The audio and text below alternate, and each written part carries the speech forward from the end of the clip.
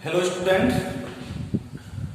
बच्चों, मेजरमेंट पिछली वीडियो में चल रहा था। आज भी मेजरमेंट चलेगा। लास्ट टॉपिक मेजरमेंट में आपको बताया गया कई टॉपिक, जिसमें लास्ट टॉपिक बताया गया था मीटर लेंथ का यूनिट है, लंबाई का मात्रक मीटर। मीटर की डिफिनेशंस दी गई कि एक मीटर क्या है, और उस मीटर में लिखा गया कि एक जो आधुनिक परिभाषा थी कि एक मीटर वह दूरी है जो क्रिप्टन 86 से उत्सर्जित होने वाली नारंगी प्रकाश की तरंगे जो हैं, अगर वह इतनी तरंगे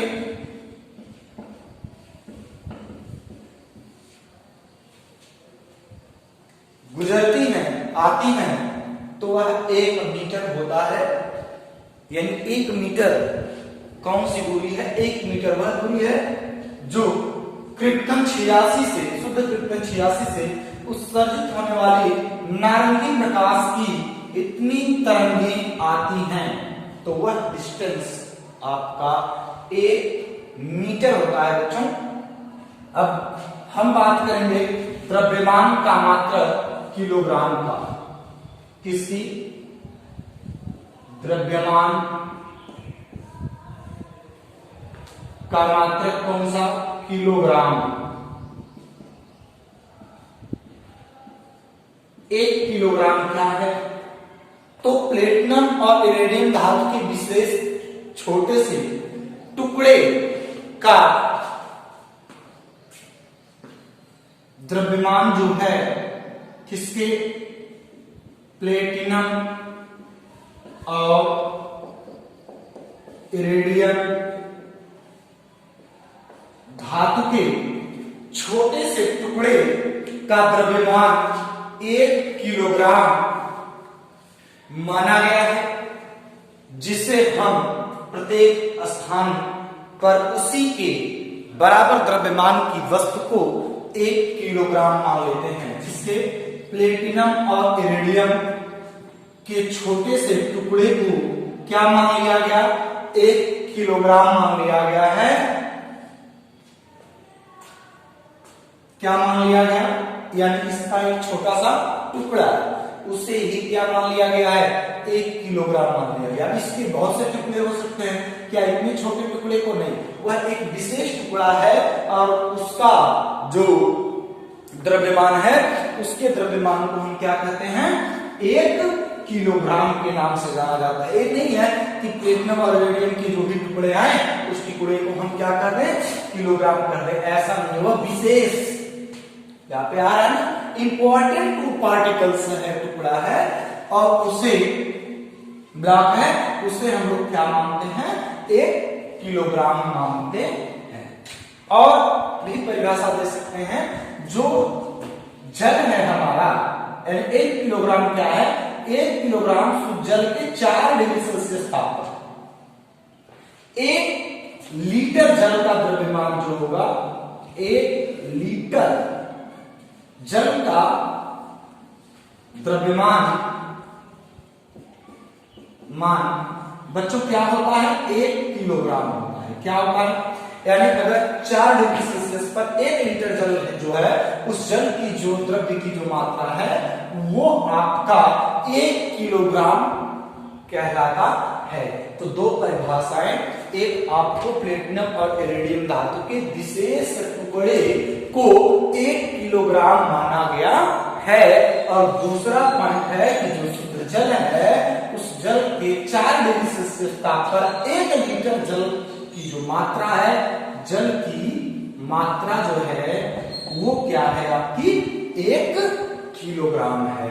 अब बच्चों, कुछ द्रव्यमान के बड़े और छोटे मात्रक की हम लोग बात करते हैं कि द्रव्यमान के बड़े और छोटे मात्रक कौन से हैं।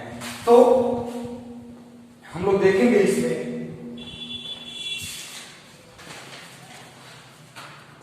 द्रव्यमान के, जैसे एक क्विंटल,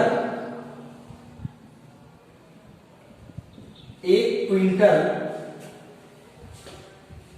क्या होगा?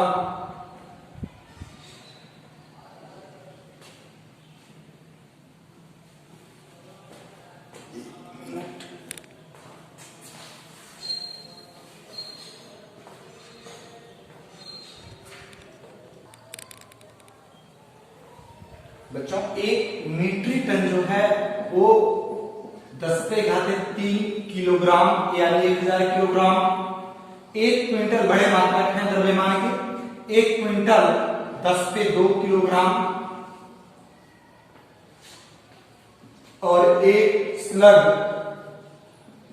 भी द्रव्यमान का मात्रक होता है जो 14.57 किलोग्राम के बराबर होता है। 1 Chandra Shekhar limit equal to 1.4 × 10⁻⁷।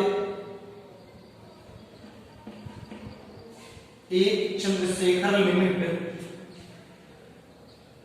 Equal to 1.4 गुणे सूर्य का द्रव्यमान, सूर्य का द्रव्यमान और 1 kilogram equal to 1000 gram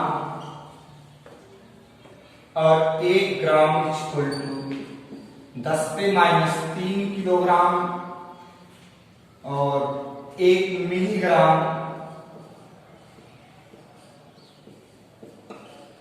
equal to 10⁻³ kilogram.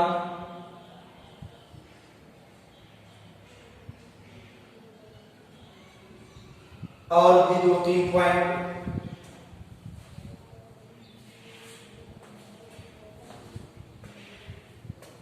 1 milligram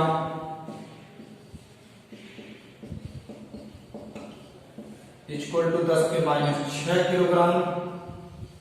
इसे ध्यान दोगे 1 मिलीग्राम इक्वल टू 10⁻³ किलोग्राम है और 1 मिलीग्राम इक्वल टू 10⁻⁶ किलोग्राम है, दोनों में अंतर है। तो ये द्रव्यमान के मात्रक किलोग्राम है।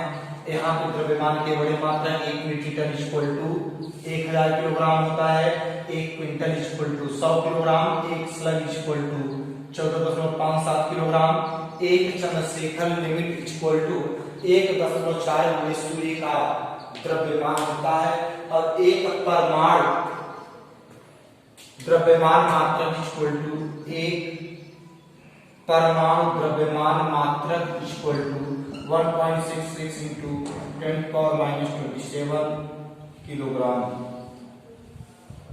ये होता है। तो इसे नोट कर लें। फिर आगे समय के मात्रक पर चलते हैं। समय के बड़े और छोटे मात्रक, उसके पश्चात बच्चों आपको बताएंगे कि और अन्य मेजरमेंट की विधि क्या है, लंबाई के और कौन से तरीके हैं। लंबाई के 2 तरीके भी और बताएंगे आपको कि एक डायरेक्ट मेथड है और एक इनडायरेक्ट मेथड है। फिलहाल अभी आप द्रव्यमान की मात्रक को नोट कर लें।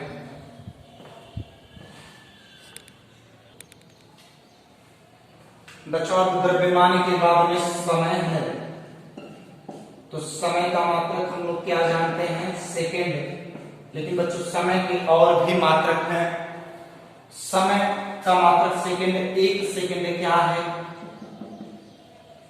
1 सेकेंड आपका वह समय अंतराल है जिसमें सीजियम घड़ी जो है, जिसमें सीजियम घड़ी के परमाणु 133। ध्यान देना है हम लोगों को कि 1 सेकेंड हम लोगों का कौन सा समय अंतराल है, तो 1 सेकेंड वह समय अंतराल है जिसमें परमाणु घड़ी के सीजियम 133, जिसमें एटॉमिक क्लॉक के परमाणु घड़ी के सीजियम 133 919263177 बार कंपन करता है,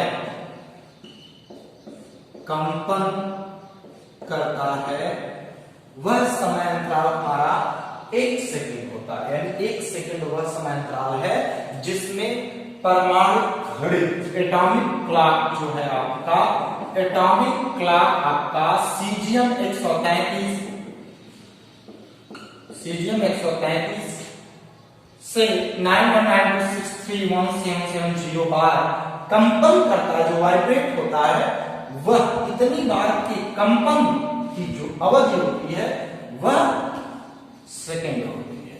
और इस समय के बारे में गैलीलियो ने सर्वप्रथम चर्च में जो ध्रुवर हिल रही थी, अपनी नाड़ी को पकड़ करके, इस धमनी को यहां पे पकड़ करके उसने उसकी गति के समय अवधि को सर्वप्रथम मापा था। उसके पश्चात घड़ी का निर्माण हुआ, समय मेजरमेंट मापने का आविष्कार हुआ। तो फिलहाल अभी हम लोग केवल ये जानेंगे कि 1 सेकंड क्या है। 1 सेकंड वह समय अंतराल है जिसमें एटॉमिक क्लॉक सीजियम 133 9192631770 बार कंपन करता है।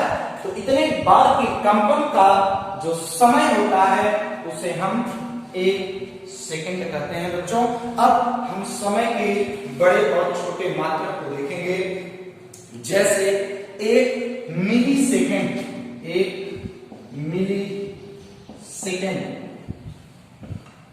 मिली सेकंड इक्वल टू 10⁻³ सेकंड होता है। और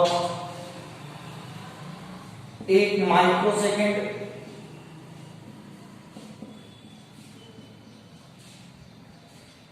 10⁻6 सेकंड होता है। 1 सेकंड इक्वल टू 10⁻8 सेकंड होता है। 1 नैनो सेकंड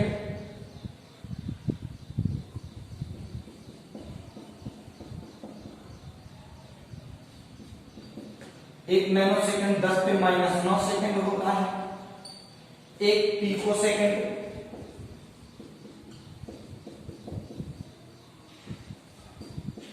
10⁻12 सेकंड होता है।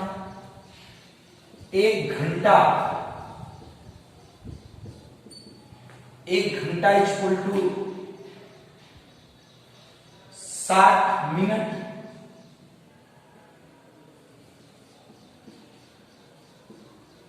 60 मिनट या 60 × 60 बराबर 3600 सेकंड होता है। और बच्चों 1 मिनट में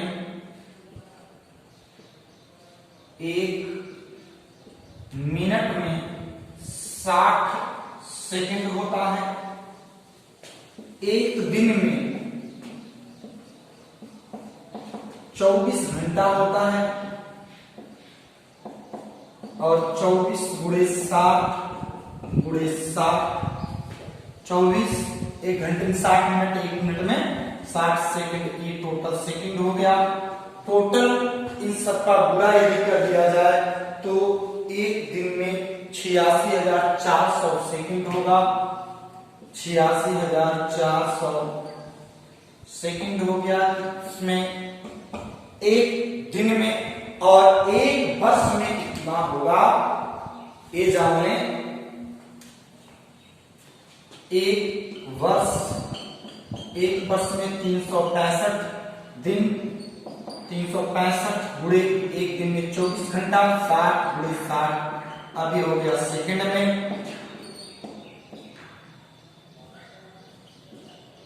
इतने नियर अबाउट होता है 1 दिन। टोटल मल्टीप्लाई करने पर 10⁻7 सेकंड, यानी 1 वर्ष में लगभग 3.1536 × 10⁻7 सेकंड होता है। यानी अब यहां आप देखेंगे कि समय के छोटे और बड़े मात्रक यहां पे उपस्थित हैं। 1 वर्ष जो आपका कितने सेकंड के बराबर है, 3.1536 गुणे 10 पे 7 सेकंड। बच्चों एक वर्ष में कितने सेकंड होते हैं? एक दिन में 86,400 सेकंड होते हैं। एक दिन 24 घंटे का होता है। एक घंटे में 60 मिनट होते हैं। एक घंटे में 3600 सेकंड होता है। एक मिनट में 60 सेकंड होता है। एक मिली सेकेंड 10 पे -3 सेकंड के बराबर होता है। एक सेकंड का 1000वां भाग 1 मिली सेकंड होता है। एक माइक्रो सेकंड 10 पे -6 सेकंड है। एक से आपका 10 पे -8 सेकंड के बराबर होता है। एक नैनो सेकंड 10 पे -9 सेकंड। टोटल यहाँ पे लिखा हुआ है, इसे आप नोट कर लें। एक कन्वर्जन आपको काम आएंगे आगे। जैसे कोई सवाल आता है, न्यूमेरिकल आता है, तो उसमें कहता है कि कोई एक बैक्टीरिया है जो 1 मिली सेकंड में, तो 1 मिली सेकंड, अब हमें मिली सेकंड को सेकंड में बदलना है, तो हम क्या करेंगे? जब मिली सेकंड आएगा तो हम पे क्या करेंगे? 10 पे -3 कर लेंगे। क्या कर लेंगे? 10⁻³ सेकंड कर लेंगे। 1 मिली को चेंज कर लेंगे। तो ये चेंज करने के काम आएंगे, नोट करना आप। फिर उसके पश्चात हम आगे चलेंगे, एम्पियर क्या है उसे जान करके, और तो फिर आगे बढ़ेंगे।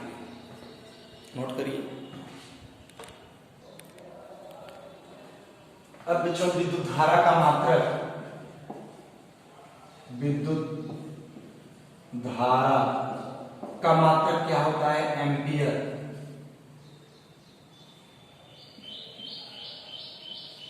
एम्पियर, 1 एम्पियर क्या है बच्चों? 1 एम्पियर वह धारा है जो निर्वात में सीधे समांतर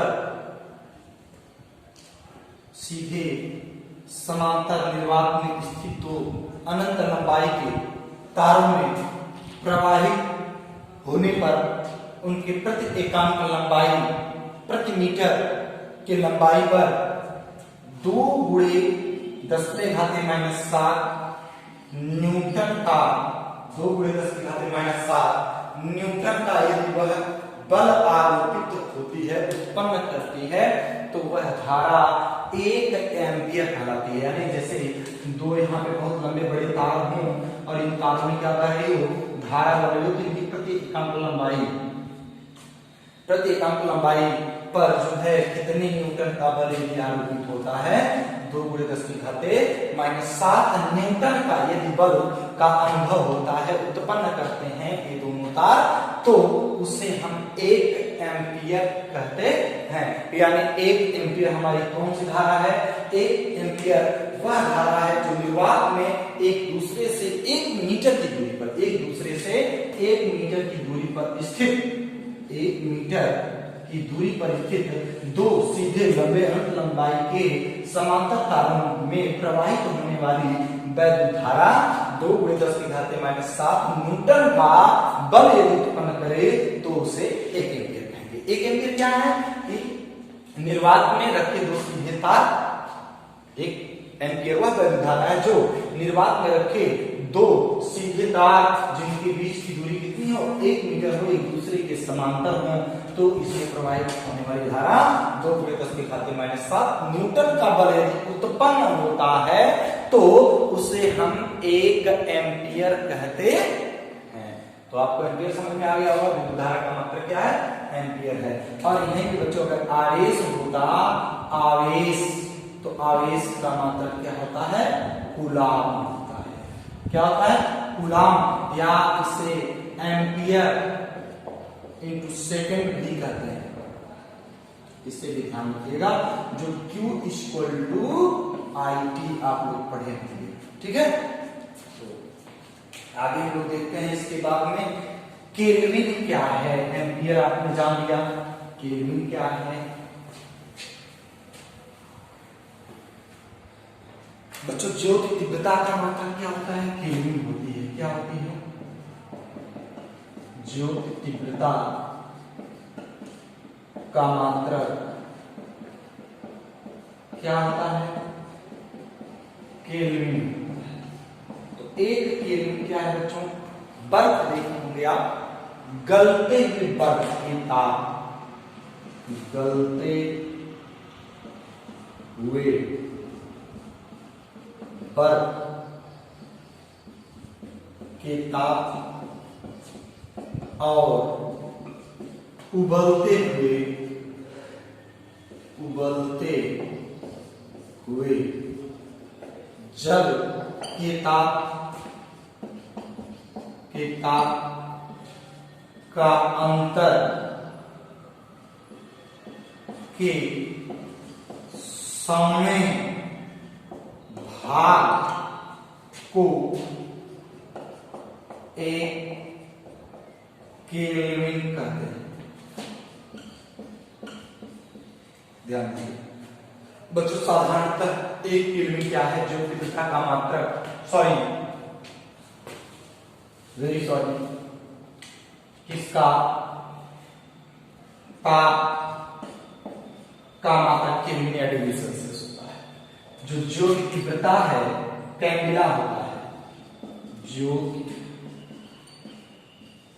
तीव्रता का मात्रक क्या होता है बच्चों? कैंडिला। ताप का मात्रक क्या होता है? केल्विन। डिग्री सेल्सियस या क्या होता है बच्चों? केल्विन। वेरी सॉरी, यहां पर मिस्टेक हो गई थी। ताप का मात्रक क्या होता है? केल्विन। तो एक केल्विन क्या है? गलते हुए बर्फ के ताप, यानी जो बर्फ गल रहा हो कितने डिग्री सेल्सियस पर गल रहा है उसका अंतर, और उबलते हुए जल के ताप, यानी गलता हुआ बर्फ।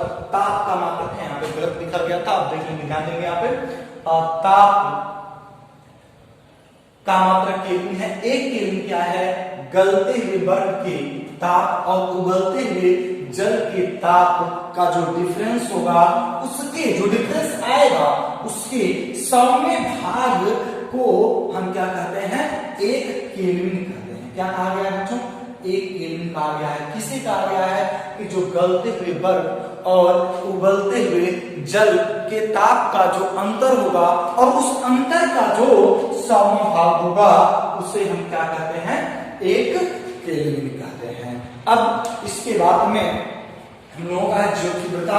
ज्योतितीव्रता का मात्रक क्या होता है बच्चों? ज्योतितीव्रता का मात्रक कैंडिला होता है। क्या होता है? और कैंडिला कौन सी चीज है? कैंडिला क्या है? एक कैंडिला क्या है? कृष्णिका के पृष्ठ पर क्षेत्रफल पर यदि कोई भी जो कृष्णिका है आपकी, उस कृष्णिका पर यदि मानक जो स्रोत है या किसी स्रोत से या कृष्णिका से उसके पृष्ठ पर यदि 1/6 मिलियन मीटर स्क्वायर के क्षेत्रफल के पृष्ठ की अगर लंबवत ज्योति की तीव्रता है तो उसे वह उस समय में भी किसके गलनांक के बराबर हो? प्लेटिनम के ताप के गलनांक के बराबर अगर हो तो उसे हम एक कैंडिला कहते हैं। क्या कहते हैं? तो इसमें क्या है?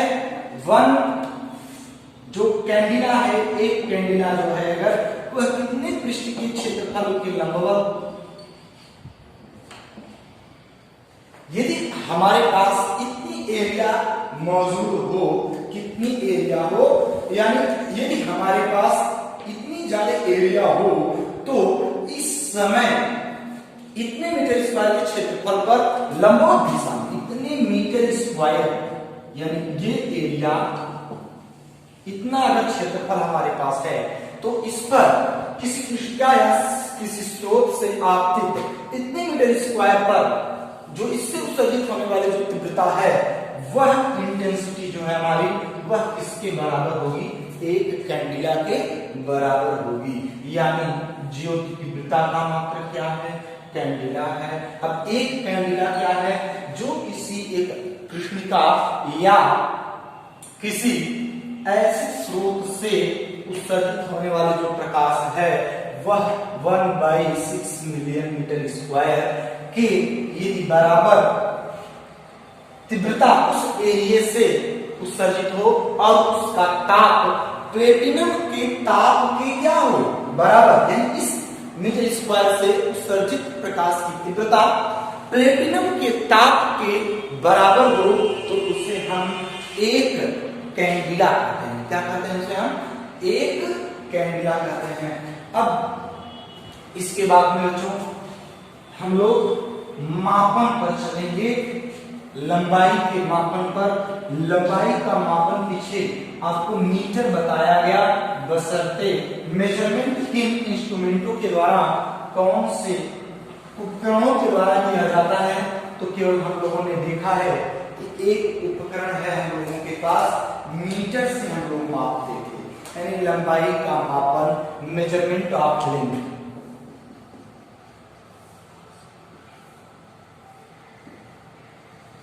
मेजरमेंट ऑफ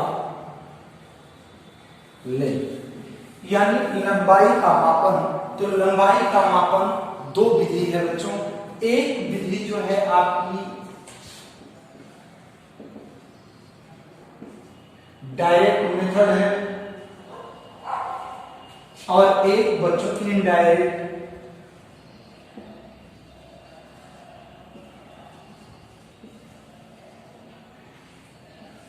हम लोगों के पास मेजरमेंट ऑफ लेंथ, लंबाई का जो मापन है बच्चों, लंबाई का मापन यानी कोई भी लेंथ मापने के लिए हमारे पास कितनी विधि है?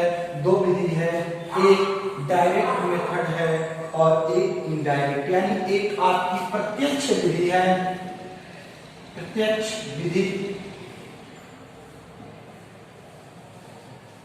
और एक हम लोगों के पास में यानी एक प्रत्यक्ष विधि है और एक कौन सी है? अप्रत्यक्ष विधि है, अप्रत्यक्ष।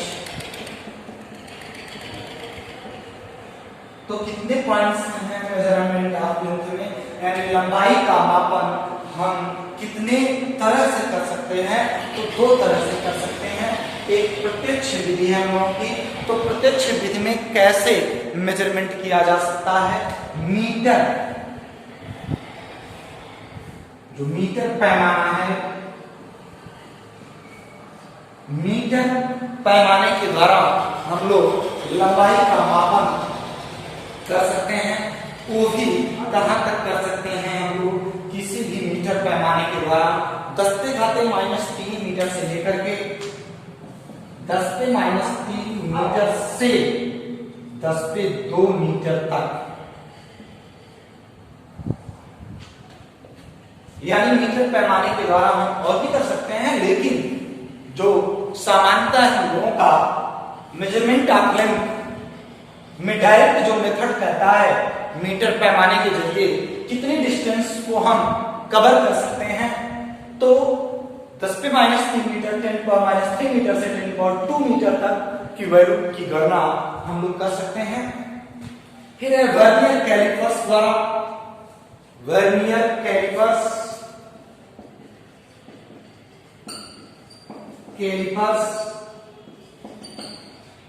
वर्नियर कैलिपर्स के द्वारा, वर्नियर कैलिपर्स से भी लंबाई भी मापी जा सकती है, बॉब की त्रिज्या मापी जा सकती है। दिखाएंगे आपको वर्नियर कैलिपर्स क्या था, एक्सपेरिमेंट भी होगा उस पर। वर्नियर कैलिपर से 10⁻⁴ मीटर तक की डिस्टेंस की गणना हम कर सकते हैं, ध्यान देंगे हम। तो वर्नियर कैलिपर से 10⁻⁴ मीटर की गणना, वर्नियर कैलिपर से छोटी सी गहराई भी, डीप भी हम ज्ञात कर सकते हैं, मोटाई भी ज्ञात की जा सकती है और बॉब की त्रिज्या भी ज्ञात की जा सकती है। पूछा जा सकता है आपसे एक्सपेरिमेंट के दौरान, प्रयोग के समय या लैब में आपसे पूछा जा सकता है वर्नियर कैलिपर से कौन कौन सी चीजें मापी जा सकती हैं? तो आप बताएंगे बॉब की, बॉब एक छोटी सी धातु की गोली होती है या गोला कह लीजिए, तो इसी गोले की त्रिज्या, रेडियस ज्ञात की जा सकती है, उसका व्यास ज्ञात किया जा सकता है उससे, और गहराई ज्ञात की जा सकती है और मोटाई भी ज्ञात की जा सकती है। पेच मापी तथा गोलाई मापी है,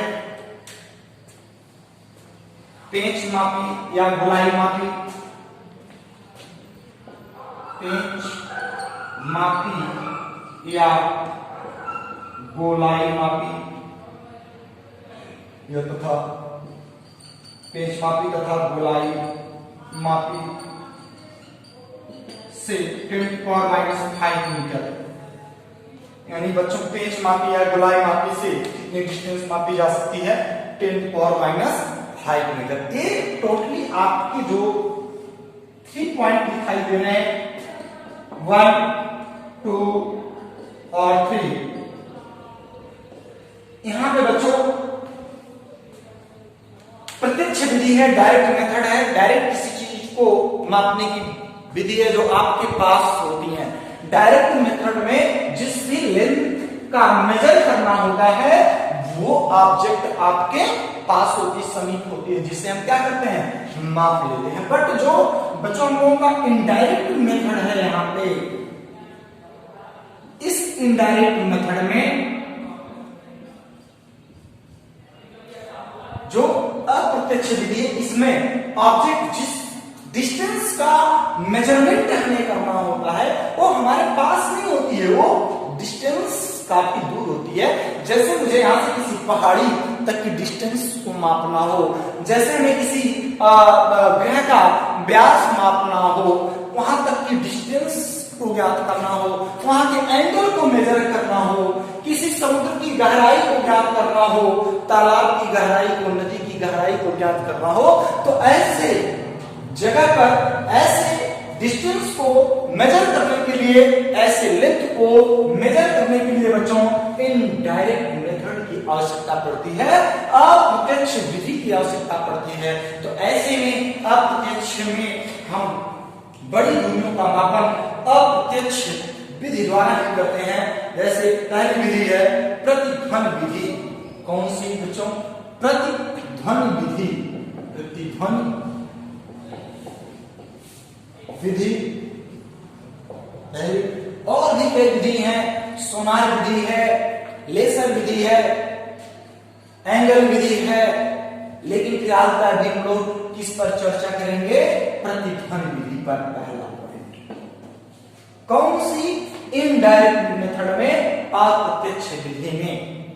तो अप्रत्यक्ष विधि में जैसे यदि यह विधि उस स्थान पर प्रयोग में लाई जाती है कि जैसे अगर दूर कुछ अधिक दूरी पर कोई पहाड़ी है और यहां से हमें उस पहाड़ी की दूरी को ज्ञात करना है, तो उसको ज्ञात करने के लिए हम लोग जहां खड़े हैं और जिस पहाड़ की डिस्टेंस ज्ञात करनी है, मान लेते हैं यहाँ पे कोई पहाड़ है। क्या है बच्चों? यहाँ पे कोई क्या है? पहाड़ है, खूब बड़ा सा टीला है कोई, और यहाँ पे है।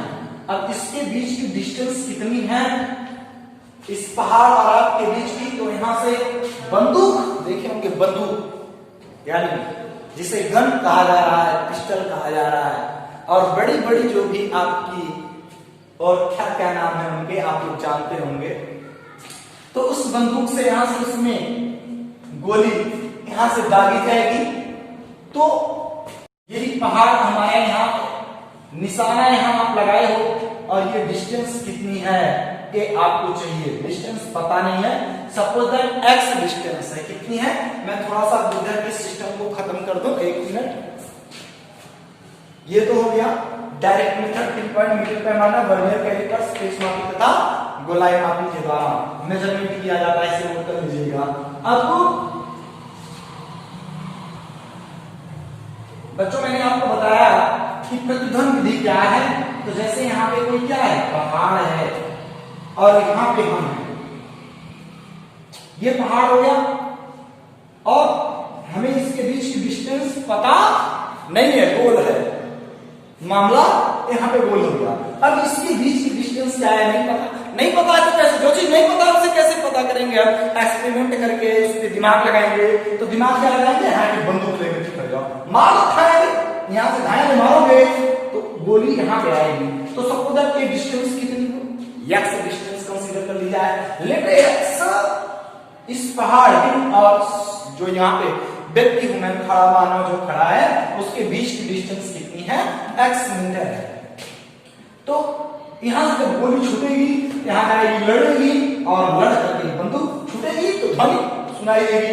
वह ध्वनि यहां लड़ करके जब वापस आएगी तो ध्वनि को जितना जाने और आने में, यदि हमें 30 समय बाद ध्वनि सुनाई दे, यानी आने जाने की ध्वनि जो जाएगी, लड़ेगी, वापस आएगी, यानी यहां लड़ेगी, वापस तभी तो आएगी गोली की आवाज, यानी गोली जाएगी और वहां से फिर आएगी।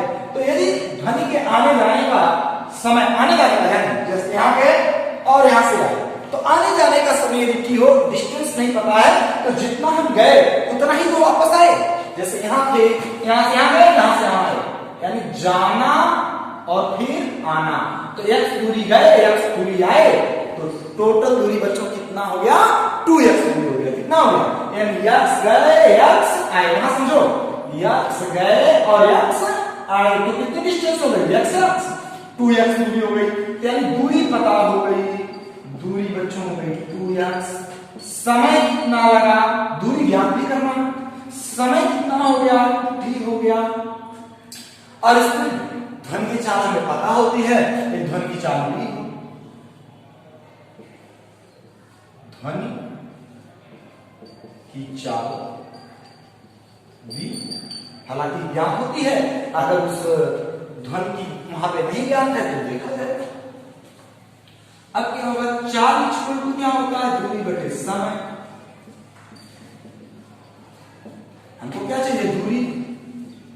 दूरी इक्वल टू, दूरी कितनी है? 2x, चाल बटे समय, चाल इंटू समय। चाल क्या है? v, समय कितना है? t, दूरी कितना है? 2x।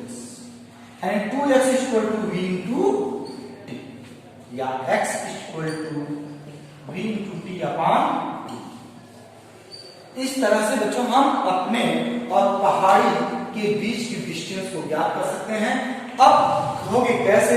जो धन की चाल होती है, समय को आप घड़ी से देख लेंगे कि कितने समय बाद हमें प्रतिध्वनि, जैसे मैं बोला और दीवार में मेरी ध्वनि टकराई और वापस सुनाई देती है, तो समय नोट करिएगा। जैसे x इक्वल टू फार्मूला आ गया v इंटू टी अपॉन 2, तो v क्या है? ध्वनि की चाल है जो 332 मीटर पर सेकंड होती है। कितने की बच्चों? 332 मीटर पर सेकंड। अब क्या करेंगे आप? ये आपको ज्ञात होगा और t घड़ी क्लॉक से देख लेंगे। डिस्टेंस यानी पहाड़ यहाँ है और आप यहाँ है, के बीच की डिस्टेंस इस तरह से आप क्या कर लेंगे? ज्ञात कर लेंगे। तो ध्यान दीजिएगा, मेजरमेंट ऑफ लेंथ में दो तरीके हैं, एक डायरेक्ट मेथड है और एक इनडायरेक्ट मेथड है। डायरेक्ट मेथड में आप मीटर पैमाना, वर्नियर कैलिपर्स, पेच मापी या गोलाई मापी का प्रयोग करते हैं। इनडायरेक्ट मेथड में एक विधि आपको बताई गई, कौन सी? प्रतिध्वनि विधि। कैसे? यहाँ पे आप ध्यान देंगे। शेष अगली वीडियो।